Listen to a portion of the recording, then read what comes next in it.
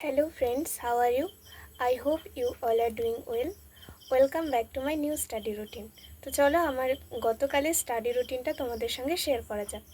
আমি প্রথমেই সকালে 2 ঘন্টা 7টা থেকে 9টা পর্যন্ত 2 ঘন্টার একটা ম্যাথের ভিডিও দেখেছি এবং সেখান থেকে ম্যাথগুলো বুঝে বুঝে সলভ করেছি 2 ঘন্টা। এরপর আমি 1 ঘন্টা মতো ব্রেক নিয়েছি 9টা থেকে 10টা।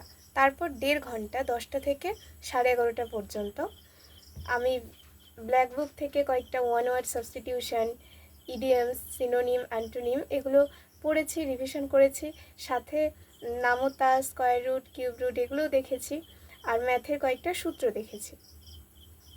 এরপর আমি কয়েক ঘন্টা মতো ব্রেক নিয়ে নিয়েছি।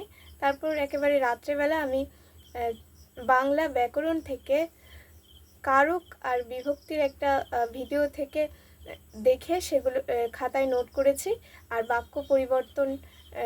বাক্য পরিবর্তন চ্যাপ্টারটাও খাতায় নোট করেছি।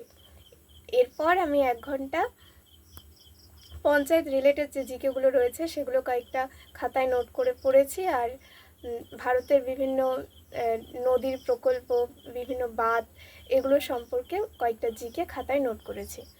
তো এটাই ছিল আমার গতকালের স্টাডি রুটিন।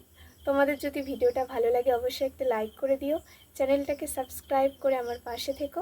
আজকের জন্য এতটুকুই, আবার দেখা হচ্ছে নেক্সট ভিডিওয়।